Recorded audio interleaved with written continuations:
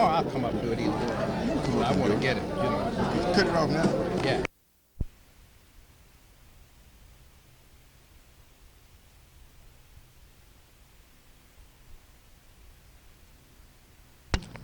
Been our dreams. One, got around to full accomplishment. And we are happy to welcome you here and want to welcome you back at any time you're in this area and you feel like you drop in to see us. Because this will be the permanent home of the Laundry Workers Union. We have so many people here today that's in public office, but I would not attempt to try to introduce them all. If I do, I'm in trouble. I'm sure I'd leave someone out. But we are happy to have you here with us. We're happy to have all the elected officials who are not running for office. We're glad to have you here with us today. And we know that you are our friends or you wouldn't be here. We realize that fully. We have a very brief program. We have some remarks to be made by some very good people that you know. Some of them are strangers, but to say a stranger is a friend you've never met. That's the way I've always operated. I felt that strangers was a friend I'd never met. And I always looked forward to meeting them because I felt like they would be my friend. We have with us on the stage at this time, on my right is President Carl Jones of Local 218. I'd like him to stand. Next to him is the young man from Chicago who is General Secretary of Treasury of the Laundry Workers International Union. His name is John Fagan. John, stand up. Next to him is the General Counsel of Local 218, one of the outstanding labor lawyers in the United States. I didn't say the South, I said United States, Joe Jacobs. Next to him is the Director of Organization, Mr. W.T. Archer. He's just served his apprenticeship with Local 218, 27 years, I believe it is. Next to him is the distinguished young man who is president of the Georgia State Federation of Labor, AFL-CIO, Herb Mayberry. Next to him is my boss, Francis Abercrombie. Sitting behind me is Ms. Fair, who is a longtime staff member of Local 218 and doing a marvelous job in the field. On my left is the commissioner's wife, Mrs. Caldwell. And next is our guest of the day, the speaker of the day, Commissioner Sam Caldwell. Next to him is the former General Counsel for the State Department of Labor and an outstanding attorney, Mr. Murray Silver. Next to him is Mr. E.T. Al Carey, who heads the Civil Rights Department of the AFL-CIO and a very good friend of the Laundry Workers Union, Al Carey. At this time, I'm going to call on Mr. Silver to make a presentation.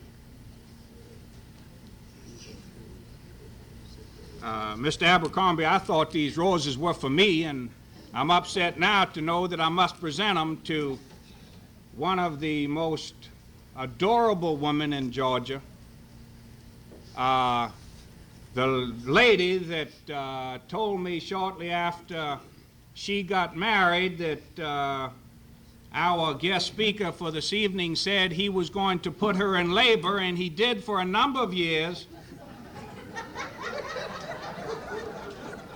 A gorgeous lady, a dear friend, the First Lady of Labor in Georgia, Mrs. Sam Caldwell.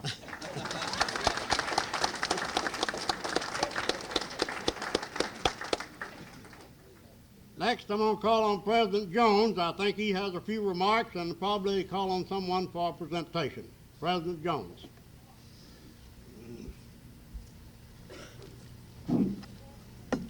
Commissioner, platform guests, and friends.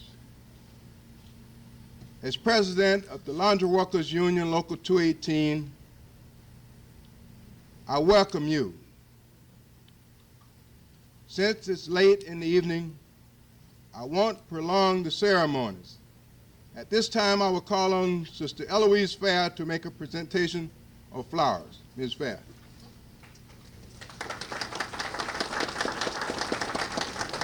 Thank you, Brother Jones. It is indeed an honor to make this presentation to you today, and I'd like to present this to the most outstanding lady in our life and the lady behind the boss of our organization.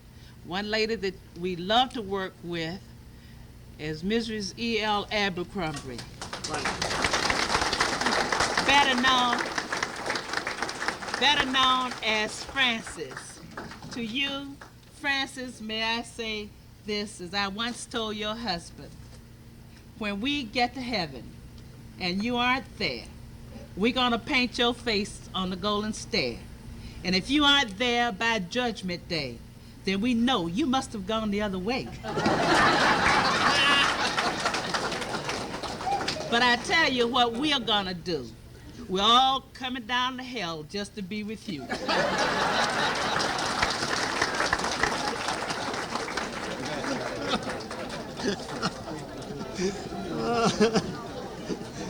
You follow me, you might have to come down there.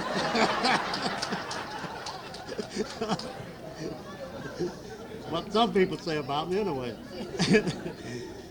At this time, I want to call on the former counsel of the Department of Labor, Georgia Department of Labor, to introduce our guest speaker, Mr. Murray Silver. I think he knows the commissioner about as well or better than anyone in this room, and I'm sure that he might not talk too long because he don't want to get into a gray area, but he's going to introduce our next speaker, Mr. Silver. Thank you.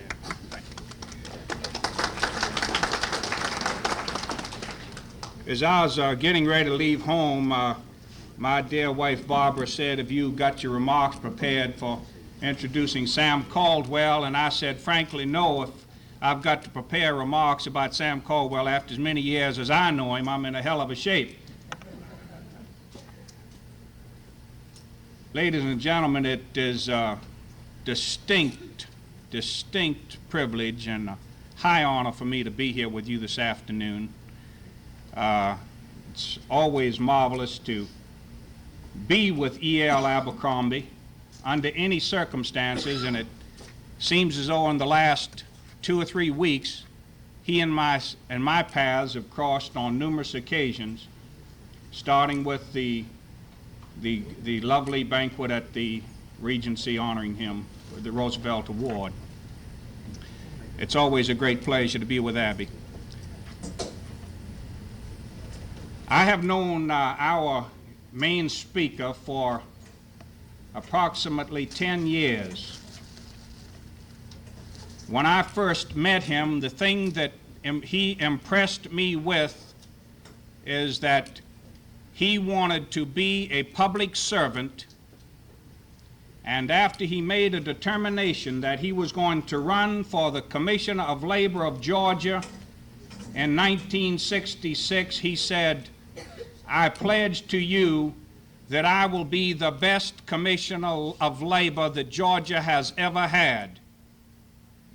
I was proud, tremendously pleased and gratified to have served with him and worked with him daily for several years as a general counsel of that department. I know him to be a man of great integrity, probably possessed of more guts than any man that I know of in politics in Georgia,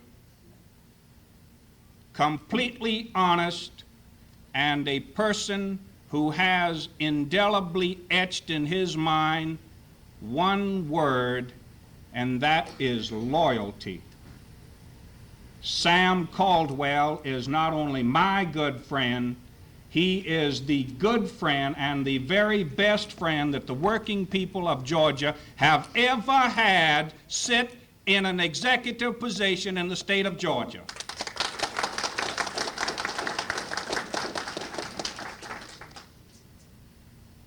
He has kept his personal commitment to me, and that he is the best Commissioner of Labor ever in the history of the state. And I want you to know, as a sidelight, that just recently he was a recipient of an international award for a program that he fostered, that he designed, that had to do with pre-trial intervention, a program that he worked on and devised and developed, and received international recognition for its immediate success in the state of Georgia. It's a great pleasure, always a personal pleasure, for me to present to you my dear friend and the greatest Commissioner of Labor in the United States, Sam Caldwell.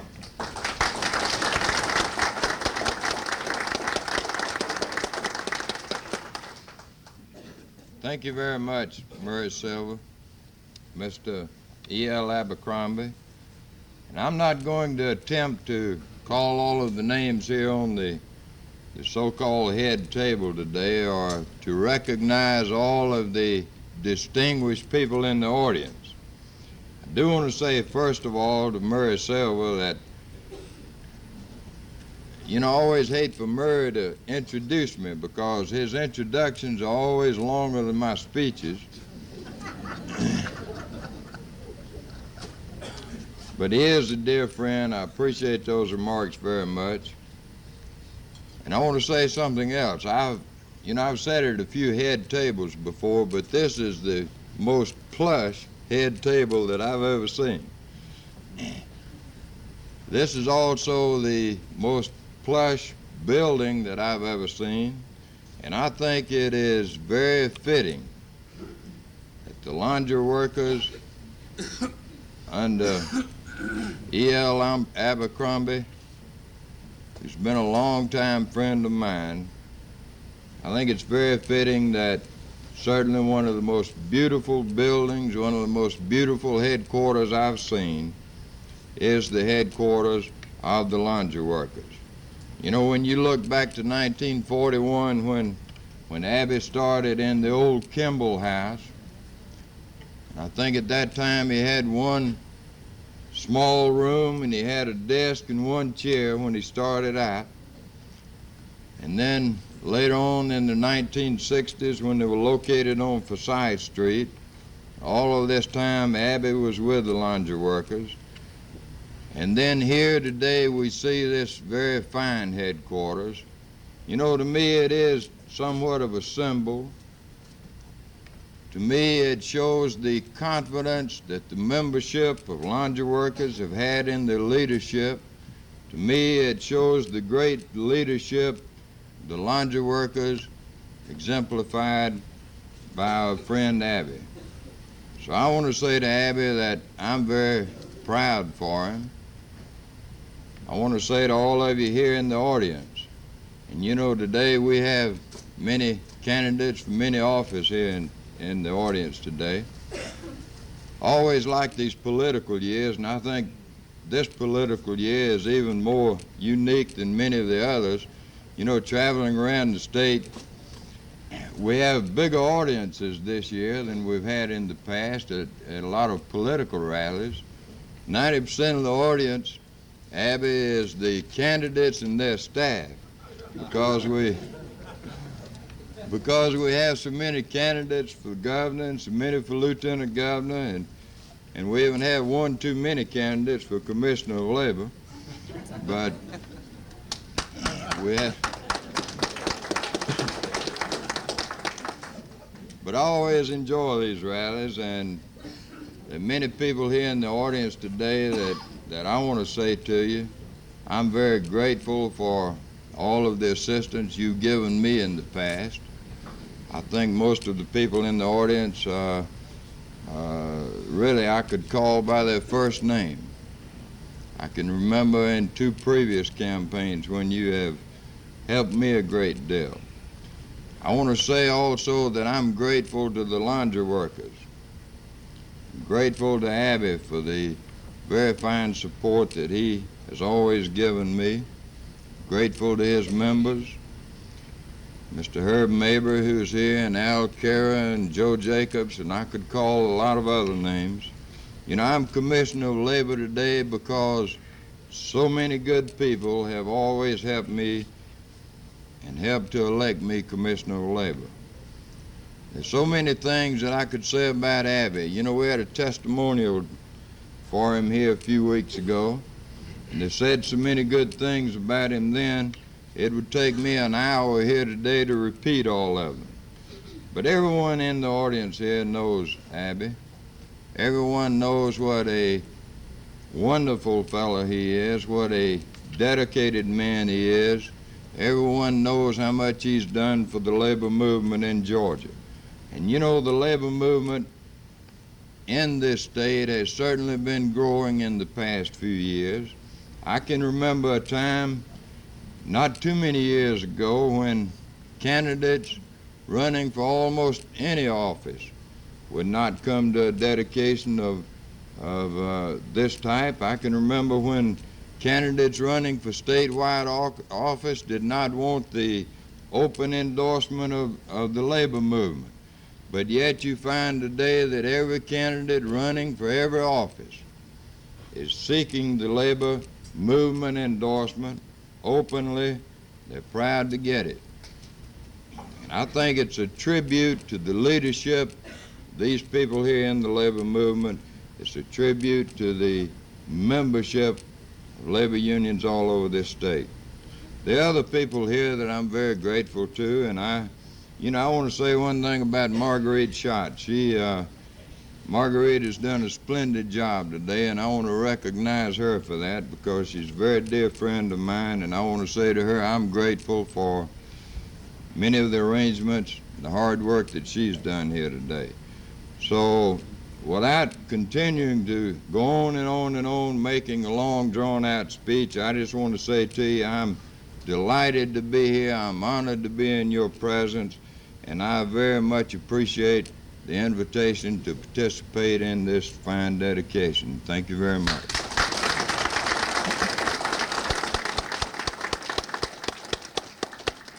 Thank you very much, Commissioner. Now you see what I mean. I say a stranger is a friend you haven't met. That's a friend. And if he was a stranger to you a few minutes ago, he's now your friend, and you'll know it. I want to repeat what Attorney Silver said, that this is a man with more guts in political office than I know. And he's faced all sorts of opposition, but he always stood pat on the side of the working people. And he's made a lot of changes in the Department of Labor for the benefit of the working people in this state, and we hope that he'll remain commissioner as long as he's able to breathe. Thank you, Simon. Thank you for being here very much. I just wonder if Herb Mabry would like to have a word or two to say.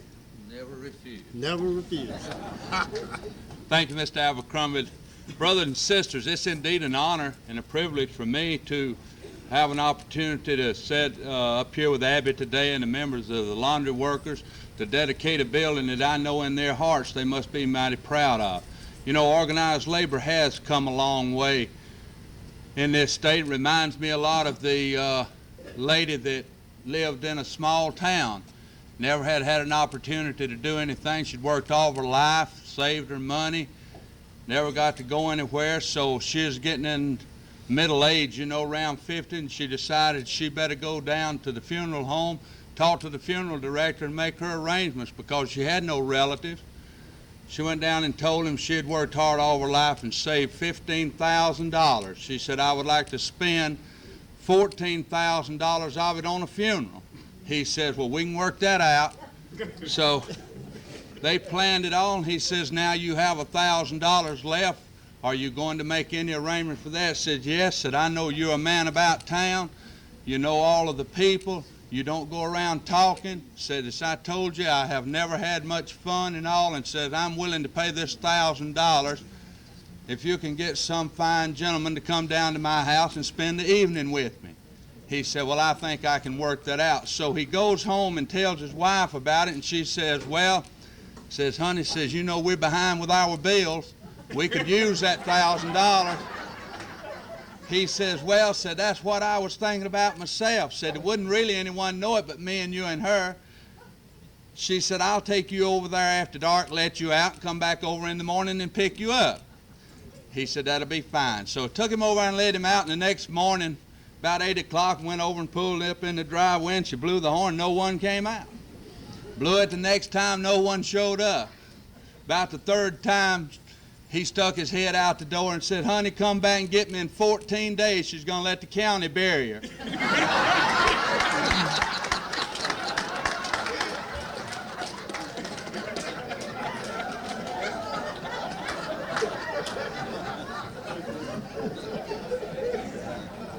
So certainly we have come a long ways. We have a long ways to go. We have a long ways to go, like they was telling me about our friend Bill Morgan down in Savannah sitting out fishing. While he was there, the skin diver comes up, pulls off the hood and everything, this beautiful young lady. She says, "You having any luck?" He said, "No, I've been here all day and haven't had the first little nibble."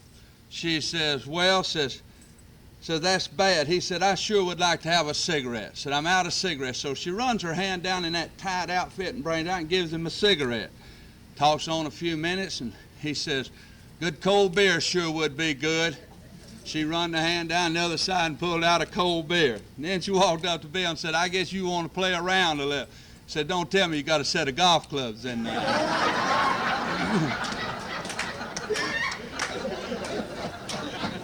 But I'm real happy to be associated with what I consider one of the greatest organizations in America today, the trade union movement, organized labor. I believe that the people of organized labor have a dedication that they will not stop in their strive to see that every person in the United States and the state of Georgia hear that regardless of who you are and how much money you have, the color of your skin, that you have a right to enjoy a part of this life that is in America for us to enjoy just as much as the bankers of this country and the wealthy people. The organized labor people, the working people of this state built wealth to start with. This country was founded by poor people, and we have played a great part in it. And I will never stop as long as there's an ounce of breath in my body until I see that every man, woman, and child in this state can walk down the streets of our state with their head held high with dignity to enjoy a rightful place in our society that they so deserve. Congratulations, Abby. I know you have put a lot of work into it. You and your executive board and members, you're doing a good job. If the AFL-CIO can help you in any way, call on us. Thank you.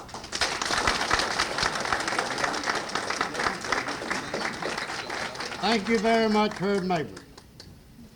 I got to tell this joke to make a point.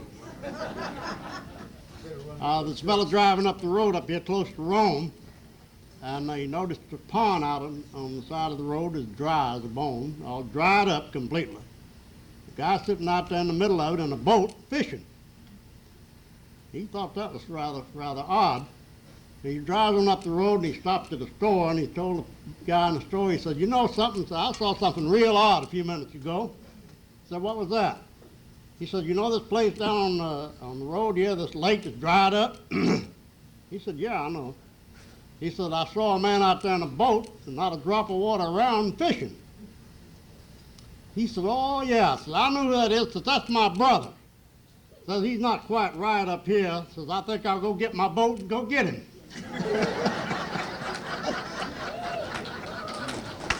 I told that joke to make this point. When we ventured out into this, started out on this project, some people thought that I wasn't quite right up here. But the membership believed in it, and the executive board believed in it, my staff believed in it, so that's all I needed. With the work of the old man upstairs, we made it, and it made a dream come true. The next person I want to introduce, and the program is about to come to an end, is a good friend of mine, heads the AFL-CIO Civil Rights Department, Al Carey, and I'm sure he'd like to make a few remarks. Al.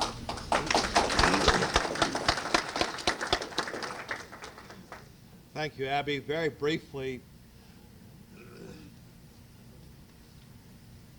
it is hard to put into words the fact that this union, made up of workers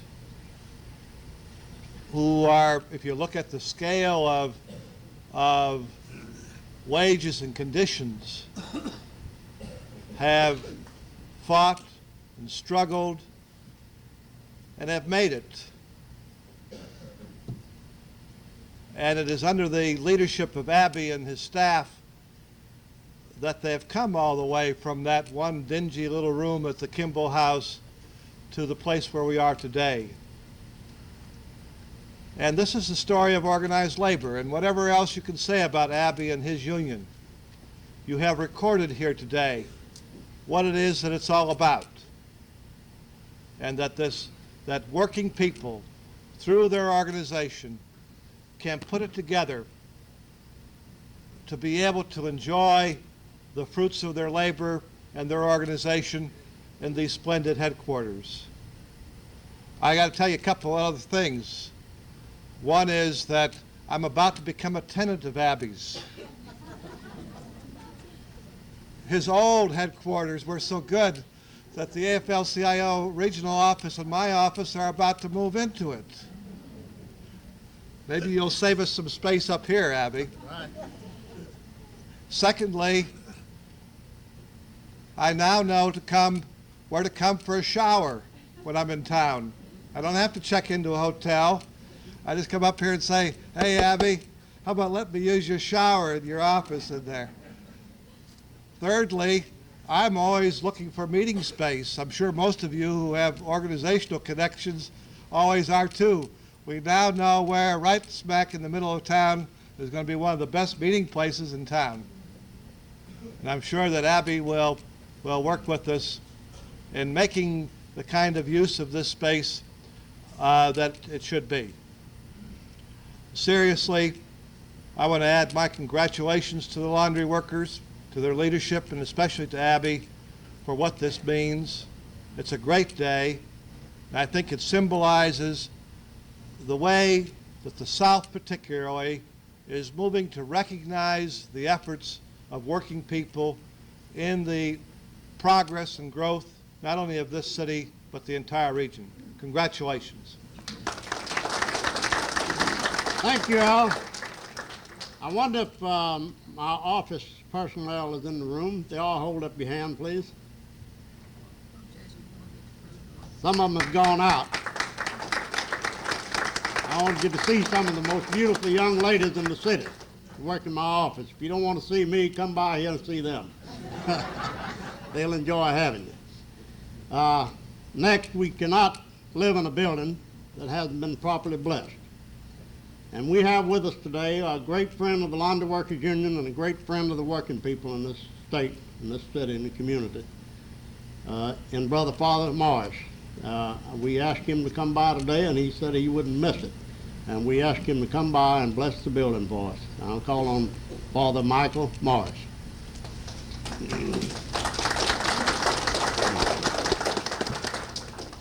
Like any good preacher, if I can take the opportunity for just a minute to extend my own congratulations and the congratulations and best wishes of the religious community in Atlanta to the laundry workers. I'm sorry I was late. I was doing other religious duties, marrying people all afternoon over at Sacred Heart Church. As I looked at Abby's building and the laundry workers' building, and I passed it several times, and before I knew what it was, I'd asked several people, I said, do you think that that's the laundry workers' new building? That's the laundry workers we know? And they'd say, I don't know. Well, having come into it today, I now know. And I want to say one thing to Abby and his executive committee and all those other people he said kind of led this project. They must have a much better method of collecting dues than I do.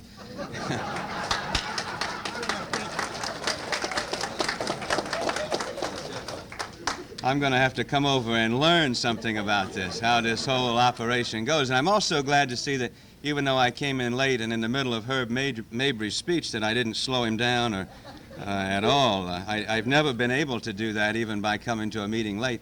I'm reminded of one of the first times I was with Herb that we were out to lunch together discussing some problem that touched on the working man and the church at the same time. And before lunch started, I noticed that Herb, I'd already dug into the barbecue or whatever we were having, and Herb wasn't doing anything, and so I figured I must have forgotten a prayer, you know. So I said, Herb, go ahead and why don't you say a prayer for us? And Herb said that. He said, all right. He said, but it reminds me of a story. He said, I'm Baptist, you know, and there's the story of the Baptist preacher in the pulpit one day called on Brother Brown. At the end of his sermon, he said, Brother Brown, would you stand up and say a prayer for us? Herb, I don't know whether you remember telling me this or not. And Brother Brown stood up and said, "Pray yourself, damn it, that's what we pay you for."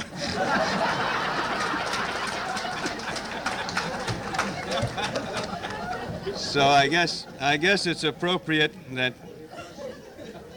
when a labor union really comes of age, as this one certainly has, and it's exemplified by such a beautiful and commodious building as this, that you call in somebody that's being paid to do the blessing. It's a profession. The religion certainly, and a priest is a profession, but it's a good sense of the word profession, as a good sense of the word profession is used in the term of a labor man, a labor organizer, a labor leader. It's one of the proudest professions in the world, and I'm very proud to have been at least glancingly connected with the labor movement in Atlanta since my ordination to the priesthood, and I hope that I will be here for many more years to see this union progress even further than this, and that the whole movement for the working man in this city will progress and see what we in religion normally call paradise. But we've got a lot of work and labor to do before then. May I ask you to stand for the blessing?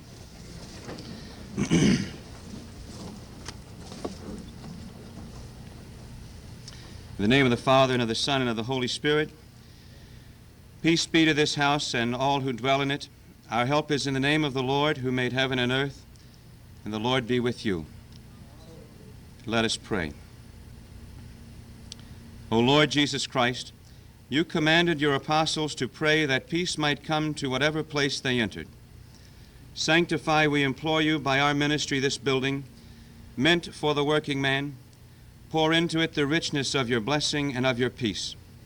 May salvation come to this place as it came to the house of Zacchaeus when you entered it. Command that your holy angels guard it and drive away from it all the power of the enemy. Fill the leaders with the spirit of knowledge and wisdom and fear of you. Strengthen the membership with heavenly grace and your courage, so that they may grasp with their minds and treasure in their hearts and carry out in their labors all the teachings that lead to salvation. And may all here please you by practicing every virtue, so that they may one day be welcomed into your eternal home in heaven. We ask you this through Jesus Christ, who is our Lord and Savior, who came into this world and who lives and reigns forever and ever. Amen.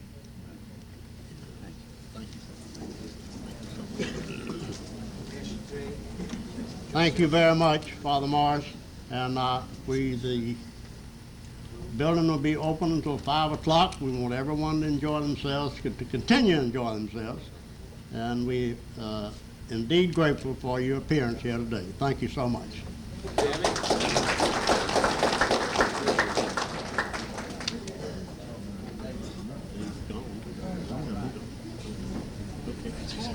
Before we dismiss ourselves and start having a lot of fun, we don't want to slight anyone. I want the members of the executive board that are still here, will you please stand? And also the good union members here in the city of Atlanta, will you stand up and be recognized? We don't want to slight nobody.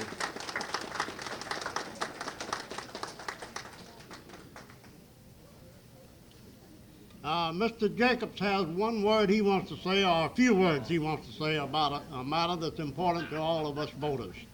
Brother Jacobs.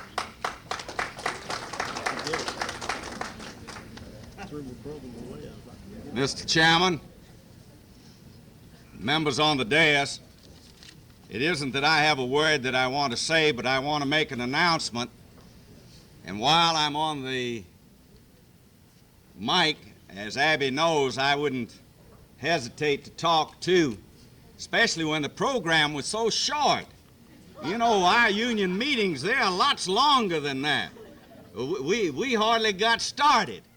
As a matter of fact, John Fagan, who's over there on the end, who's the General Secretary Treasurer, he turned to me and said, "Is the program over?" I said, "Looks like it's about over." He said, "Well, District 5 came all the way down from the Midwest and Chicago." He said, "We thought we'd have a couple of dozen speeches." I said, "Well, they haven't had me up there yet." Before I make the announcement, let me point out something to you. The laundry workers, it's been said, when they started in 1941, started off with the kind of a beginning that any small, struggling union would start. And there was some description about the office or the desk. And I'm probably the only one other than Abby who's here who remember that desk, because it was a rickety desk. They didn't tell you that when you sat down behind it, that if you put your elbows on it, that it shook. It wasn't stable. It wasn't firm. And they didn't tell you that the room that it was in, that when you walked in, that if you went in sideways, there was plenty of room. But if another one walked in, why, it was crowded. You see, that gave you an impression of having a big crowd there in the office. And it was from that kind of a beginning until where the laundry workers Local 218 is today that the growth of this union is represented. But you know, as the Laundry Union 218 grew, as it made its way, a peculiar thing could be noted.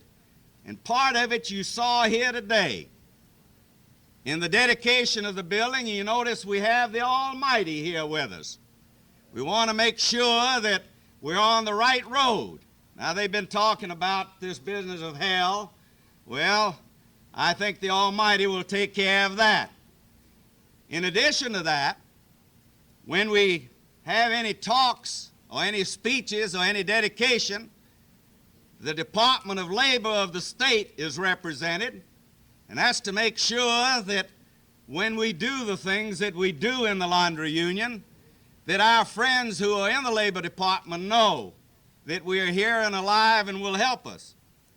Yes, and when I look around, I also see that if we don't have the Almighty to take care of us, we've got the sheriff here. So that if any of us have any problems, that he'll take care of us.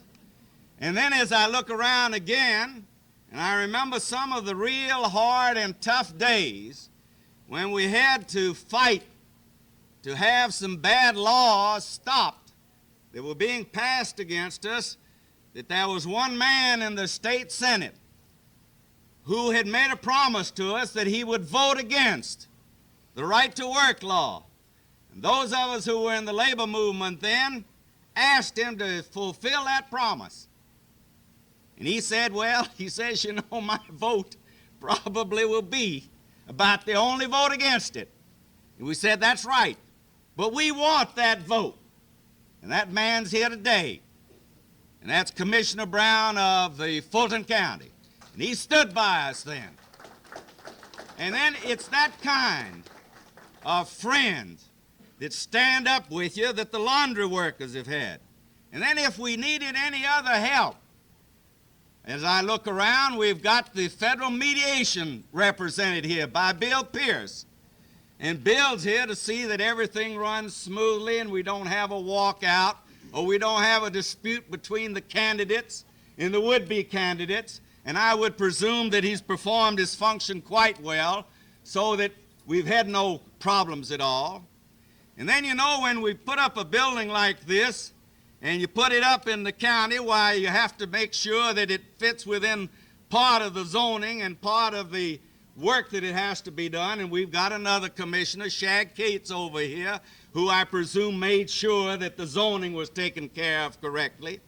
And then just so is to make sure that this event becomes part of the history of the labor movement, we've got Dr. Gracie of the Southern Archives of the labor movement sitting over there in the corner, who's been making notes, and I presume that it'll be in there, Abby, too, that this was another momentous day in the labor movement. And then to make sure that it can't be said that we were being politically in favor of one candidate or another, we have the lady who was the former national chair lady of our state, Marge Thurman, who's here from the Democratic Party, to make sure that we stay within the bounds of what we ought to do. And then I should say that since you've all admired the building so, you know it costs some money in order to put it up. And I suspect that we may have had to make a loan, Abby, somewhere. And if that's so, that's the reason that Hugh Haynes of the National Bank of Georgia is here, to make sure that the loan was well taken care of. So you see, I was supposed to make an announcement about a telethon, but instead of making an announcement about a telethon, I think I have shown you why. I think I have shown you why Local 218 of the laundry workers has come to the position that it's in, because it knew that in the community in which it lived, that it had to be a part of that community, that the members of Local 218, regardless of how little they might be able to earn at the beginning, and yes, Abby, I can remember when you and I were fighting before the War Labor Board to get 25 cents an hour.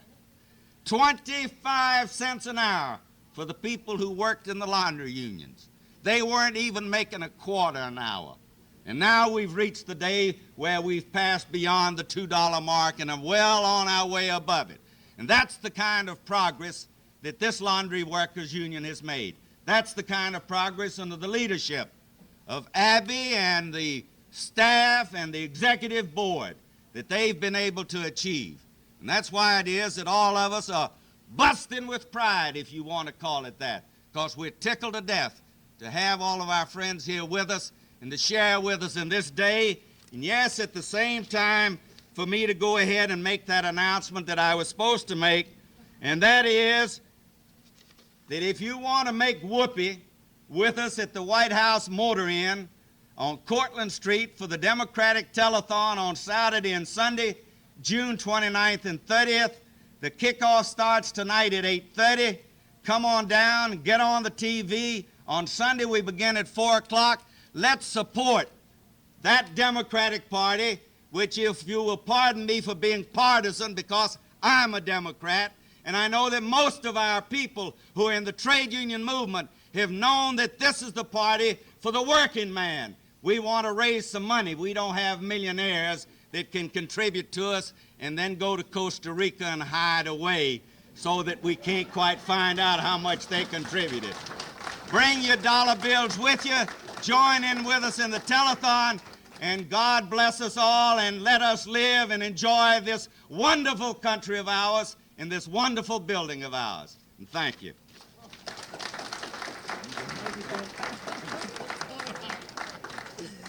Thank you very much, Joe.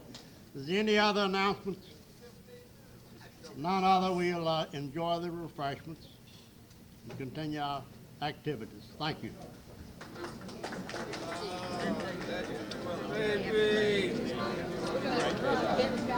Hi, Abby.